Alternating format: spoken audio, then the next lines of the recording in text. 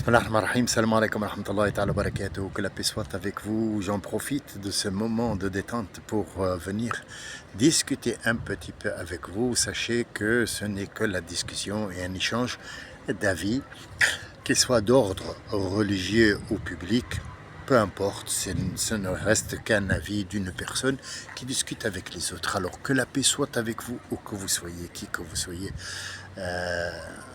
Je voulais parler d'un sujet très important. C'est pas le meilleur des enregistrements que j'ai fait, mais bon, c'est à l'arrache, parce que c'est les idées qui viennent dans la tête, il faut absolument les sortir comme elles sont. Parce que si on commence à les modifier, ce n'est plus du vrai, et les paroles peut-être n'ont plus d'influence sur la personne ou sur celui qui écoute.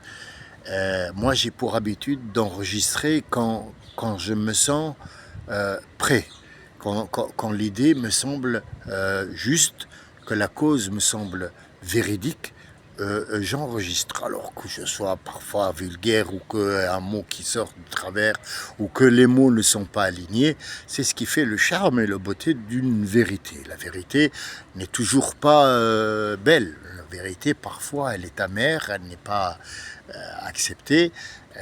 Aujourd'hui, vous avez remarqué que j'ai les lunettes de fond Thomas, mais oui, c'est pour faire beau. James Bond, Sammy Bond.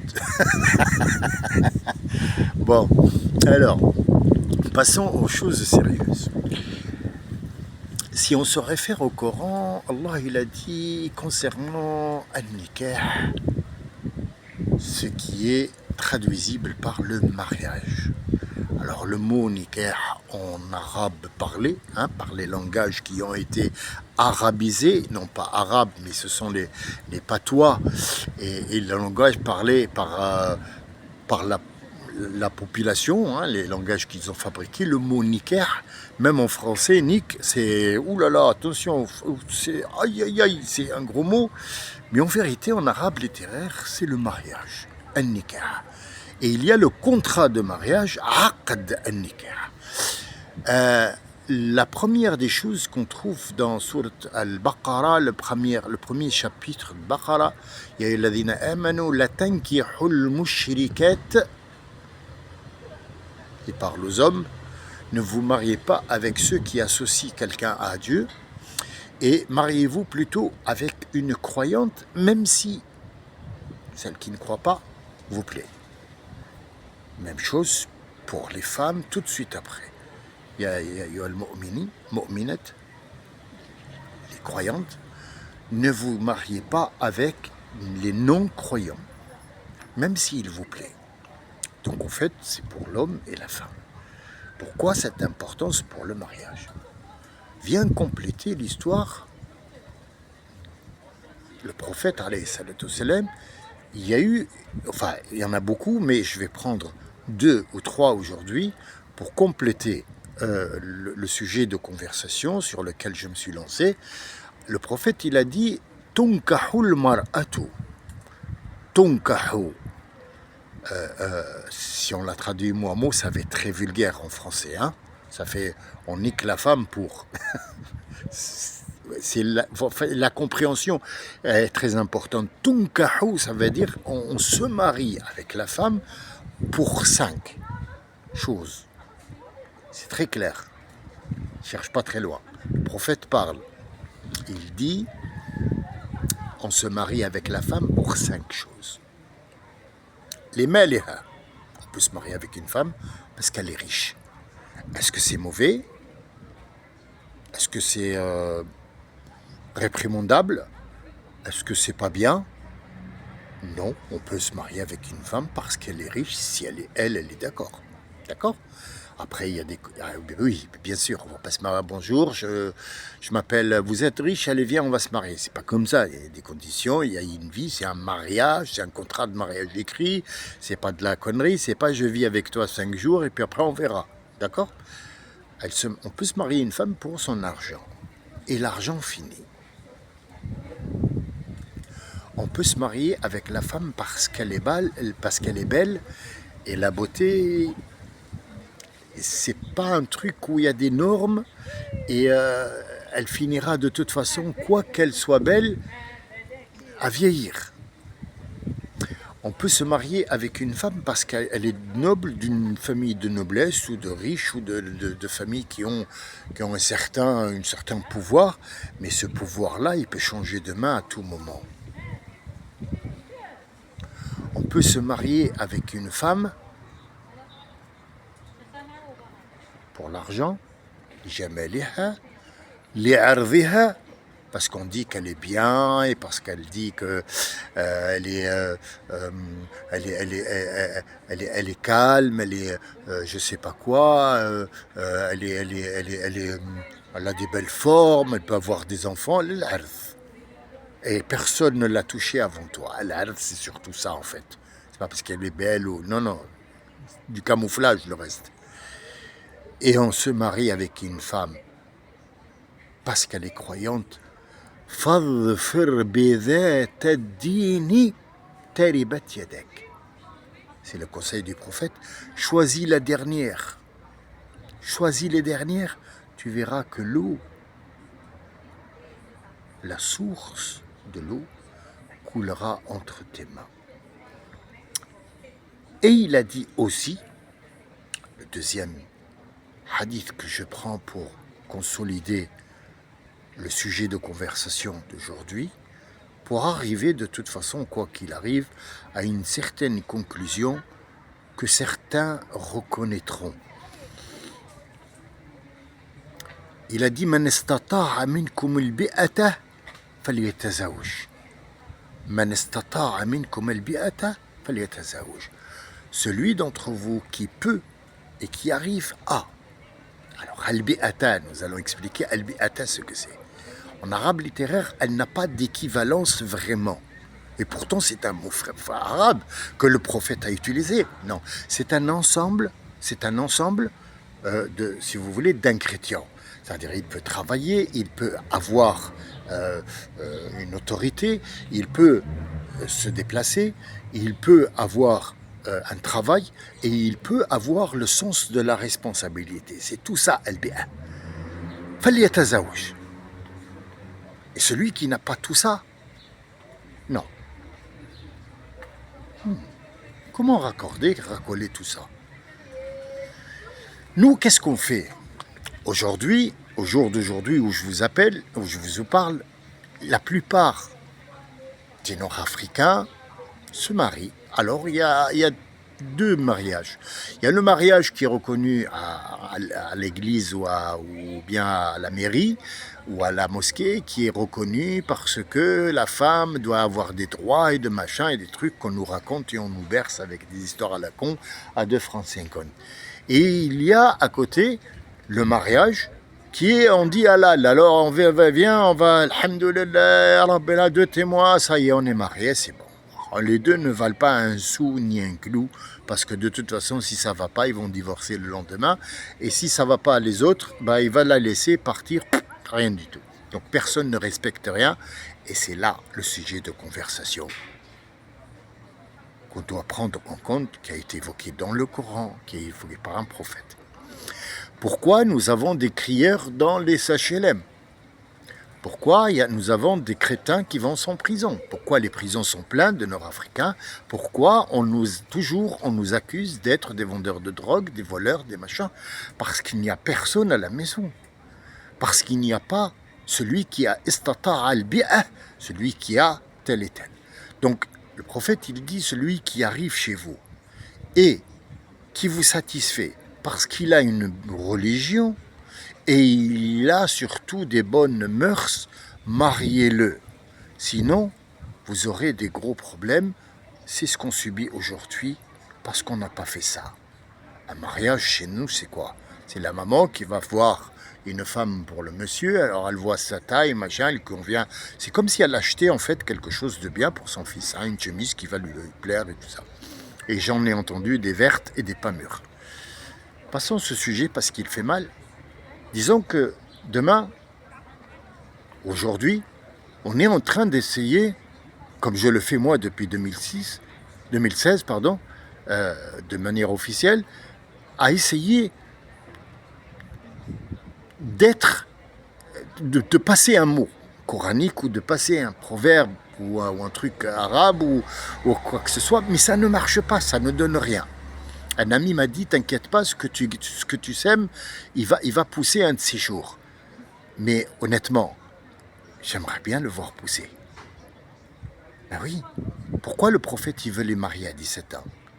Parce qu'il veut leur donner le goût de la responsabilité. Aujourd'hui, à 40 ans, chez les Nord-Africains,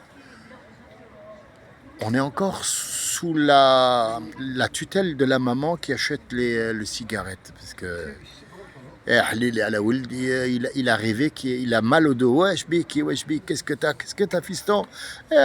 Mon fils, je sais pas qu'est-ce qu'il a, il a mal au dos. Qu'est-ce que t'as? J'ai rêvé que j'ai travaillé. Bon, c'est une blague. Mais 40 ans, on est encore sous la tutelle des parents. Ou alors la femme qui travaille, le mec qui travaille pas, il est dans le café. Les Occidentaux, à 11 ans, il faut caler son copain. Si elle est vierge, c'est qu'il y a un problème. Donc les deux sont les deux extrémités où il nous faut un milieu. Qu'est-ce qu'il faudrait peut-être? Peut-être ouvrir des écoles. Alors quelle école ouvrir? Il y a certains qui m'ont dit, ce que tu dis c'est d'ordre public et il faudrait le rendre public. Alors, est-ce que le public, donc on parle en France, bien sûr, en français, je peux le faire en allemand ou en anglais, il n'y a pas de souci. Hein, c'est juste une question de repratique et revivre en Allemagne ou aller ou dans une autre contrée et refaire la même chose. Mais est-ce que ça sert? Est-ce que ça va servir à quelque chose? Ça ne va pas servir à quelque chose. Parce que moi, ma façon de faire, j'en ai élevé 6. Ce que j'ai fait, j'ai été un petit peu peut-être intelligent. Allez, je vais me vanter un petit peu. Pourquoi? Parce que j'ai pris le temps comme étant un objet que j'utilise. Je n'ai pas laissé le temps m'utiliser. J'ai utilisé le temps. J'ai dit, si mon fils, il atteint les 18 ans et qu'il a, bien sûr, il va aller à l'école, puis après il va aller au collège, puis après ça sera le lycée, il y aura toujours une tentation de quelqu'un d'autre qui vient d'une autre contrée, et que ses parents, ils ont été débordés par le temps, et qui va leur dire, tiens, nous on sort le soir à minuit, on fait la teuf et tout ça. Donc le mien, il va être forcément tenté. Qu'est-ce que je vais faire? Eh bien, à partir de ses 10 ans, je vais le laisser d'abord jouir pleinement de ses 10 ans, et à 10 ans, je vais lui donner des responsabilités. On va faire du sport, tu es responsable d'eux. Je voudrais que tu m'apportes une médaille dans le sport tel et tel. Et je le laisse choisir son sport. Et puis après, je vais lui donner une passion. Je vais voir quelle est sa passion. Et c'est ce que j'ai fait pour les 6. Alhamdoulilah, ils sont en place. Les 6, ils n'ont pas eu le temps de sortir. Mais moi, je vois que à 3 ans, ses parents, ils dorment. Il est en bas, en Chilène, en train de crier. Ça ne peut être que l'enfant d'un Nord-Africain. Jamais un Français laisserait son fils à minuit dehors. Il est hors des questions.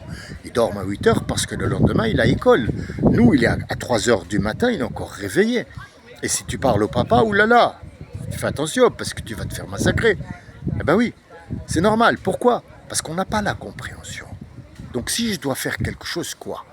Ouvrir des écoles. Mais est-ce que cet État français qui est là va m'autoriser à ouvrir une école pour le bien public et non pas une école coranique? Parce que le mot école coranique, ça fait peur. Eh ben oui, ça fait peur, frère. École coranique, ils sont en train de combattre l'islam et tu leur dis, venez, on va faire une école. Mais je ne suis pas musulman, moi. Ça veut dire que ça veut rien dire musulman. Je suis croyant. La croyance, c'est pas faire la prière. La croyance, Allah nous le dit, ne prenez comme femme qu'une croyante. Pourquoi croyante? Pourquoi il n'a pas dit musulmante ou musulmane ou je sais pas tunisienne ou marocaine Il a dit croyante. Est-ce que le teint, l'appartenance ethnique, il y a une importance ici? Non. Qu'est-ce qui est important alors? C'est la croyance. Mais quelle croyance? La croyance de quoi? Croire que cette société peut être civilisée. On a dompté la matière On a réussi à changer la matière et à la perfectionner pour faire des voitures, pour faire des téléphones, pour faire des trucs, des machins, mais on est toujours primitif. Là-dedans, on est toujours primitif.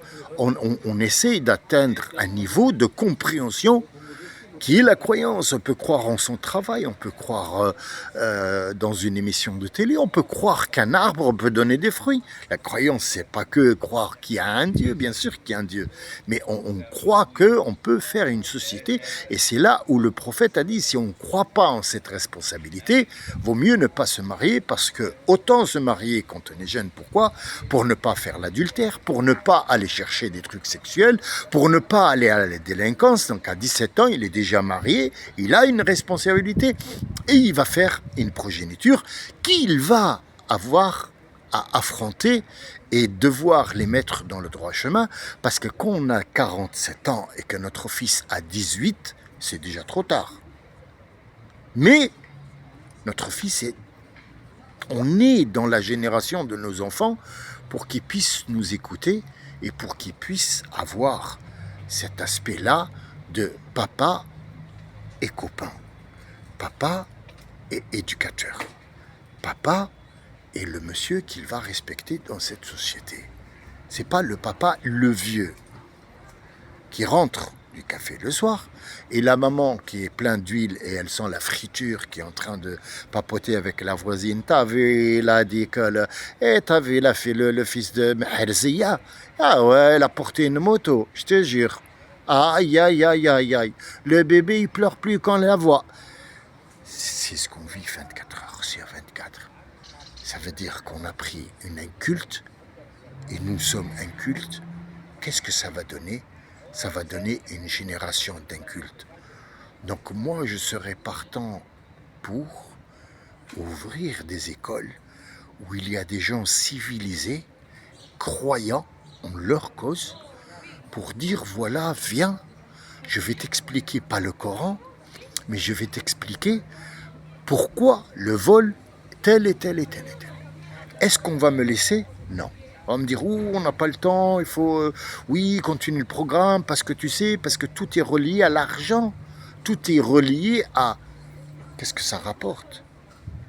Mais si moi je te sors 250 personnes qui savent ce que ça veut dire qu'une société qui respecte le voisin, le cousin, l'homme, la femme, les enfants, la rue, les règles de la rue, qu'il y a beaucoup d'argent qui rentre.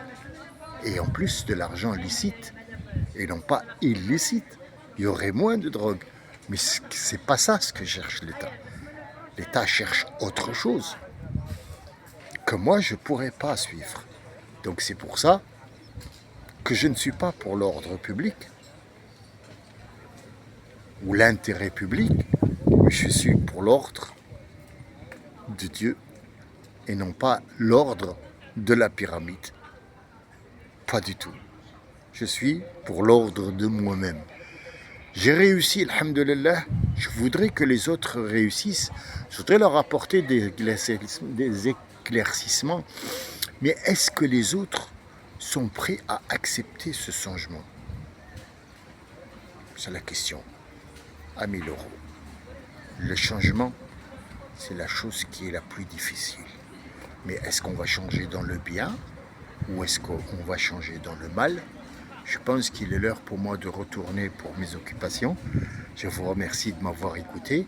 Si l'un d'entre vous a une bonne intention et une bonne idée qu'on peut mettre en place, je suis preneur. Salam alaikum wa rahmatullahi wa barakatuh. Que la paix soit avec vous.